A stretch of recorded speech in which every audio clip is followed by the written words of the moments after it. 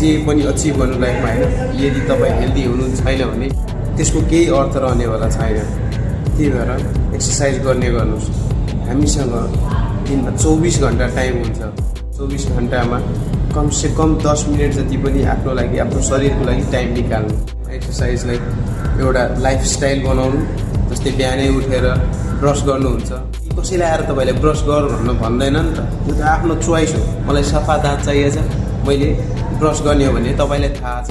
गरेन भने चाहिँ दाँत फोहोर हुन्छ, पहिलो हुन्छ, नराम्रो देखिन्छ, गनाउँछ होइन, दाँत कमजोर हुन्छ भने थाहा छ नि त। अनि दाँतलाई यति केयर गर्नुहुन्छ भनेपछि आफ्नो शरीरलाई किन केयर गर्नुहुन्न? हाम्रो अहिलेको लाइफस्टाइल हिसाबले हाम्रो होइन बुढाबाजेहरूको लाइफस्टाइलसँग कम्पेयर गर्नु मिल्दैन। उनीहरूसँग सुविधा थिएन, उनीहरूसँग त्यति टेक्नोलोजी थिएन, कुनै चिजको लागि पनि उनीहरू हार्डवर्क धेरै गर्थे।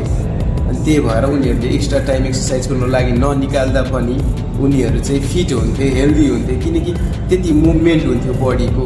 अब तपाईँहरूले एक्सर्साइजको लागि टाइम भएन भन्नुहुन्छ होइन, टाइम भएन, टाइम पुगेन, दिनभरि बिजी भयो, काममा बिजी हो। मेरो कुरा गर्नुहुन्छ भने म 12 घन्टाको सिफ्टमा काम गर्छु। मेरो 12 घन्टा सिफ्ट 7 बजीदेखि 7 बजीसम्म।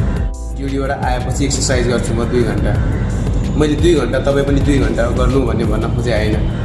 2 घन्टा पर्दैन, मलाई यति चाहिएको छ, मेरो चोइस हो। म 2 घन्टा टाइम निकाल्न सकिरहेको छु भने यो मेरो चोइस हो, किनकि मलाई त्यही हिसाबले मलाई फिजिक चाहिएको छ, त्यो मेरो निड हो।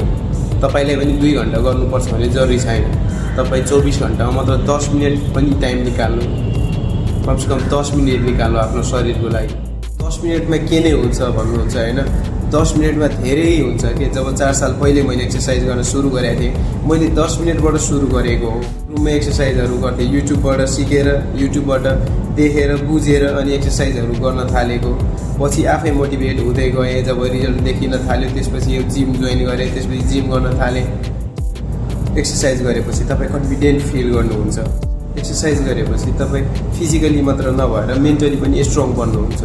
कतिले भन्छन् होइन, अब 2-4 साल एक्सर्साइज गर्यो, जिम गर्यो, त्यसपछि छोडेपछि त उस्तै त हुने हो नि भन्छ। अब तपाईँ बच्चैदेखि ब्रस गरिरहनु भएको छ होइन, दाँत सफा छ, राम्रो छ। जब ब्रस गर्न छोड्नुहुन्छ त्यसपछि के हुन्छ त? त्यो दाँत फेरि फोहोर हुन्छ नि त, त्यसपछि फेरि पहिलो हुन्छ नि त, फेरि कमजोर हुन्छ नि त। त्यसै अनुसार एक्सर्साइज पनि त्यही हो, तपाईँको लाइफस्टाइल हो। ब्रस गरे जस्तो पनि एक्सर्साइज पनि लाइफस्टाइल हो। सधैँ गर्नुहुन्छ, हरेक दिन आफ्नो शरीरको केयर गर्नुहुन्छ, एक्सर्साइज गर्नुहुन्छ भने चाहिँ सधैँ राम्रो हुने। एक्सर्साइजमा तपाईँहरूसँग धेरै चोइसहरू छ। अब टाइम छ भने जिम जोइन गर्न सक्नुहुन्छ, अथवा योगा गर्न सक्नुहुन्छ, अथवा मर्निङ वाकहरू गर्न सक्नुहुन्छ, अथवा फुटबलहरू खेल्न सक्नुहुन्छ, भलिबलहरू खेल्न सक्नुहुन्छ। अनि एउटा कुरा याद राख्नु, मोटिभेसन ठुलो कुरो होइन, डिसिप्लिन ठुलो कुरो हो, अनुशासन ठुलो कुरो हो। मोटिभेट मात्र भएर हुँदैन। मोटिभेट भयो, अब इन्फ्लुएन्सरहरूको भिडियो हेऱ्यो होइन, मोटिभेट भएर 2 महिना 3 महिना 6 महिना गऱ्यो, त्यसपछि फेरि कुरो त्यस्तो गर्नु हुँदैन। एक्सर्साइजलाई आफ्नो लाइफस्टाइल बनाउनु। सुरुदेखि नै हरेक चिज छोड्नलाई, त्याग्नलाई भन्दिनँ म। जे खानुहुन्छ त्यही खाइराख्नु। डाइटहरूमा केही चेन्ज गर्नु पर्दैन, केही घटाउनु पर्दैन, केही बढाउनु पर्दैन। खालि 2-3 महिना 10 मिनट मात्र एक दिनमा टाइम दिएर हेर्नु। रिजल्ट देखेपछि त्यो सबै आइडिया आउँछ। आफै तपाईँ पछि युट्युबमा सर्च गर्नुहुन्छ, एक्सर्साइजहरू कसरी गरिन्छ, त्यो आफै तपाईँ मोटिभेट हुनुहुन्छ। त्यो एक्सर्साइज पनि त्यो हो, एउटा लाइफस्टाइल हो। डेली ब्रस गर्नुहुन्छ, त्यो एउटा लाइफस्टाइल हो हाम्रो। ब्रस गर्नु हाम्रो चोइस हो नि त। ब्रस गर्न छोडेपछि मुख गनाउँछ, फोहोर हुन्छ, त्यो हामीलाई थाहा छ। त्यही भएर हामीले डेली ब्रस गरिरहेछौँ।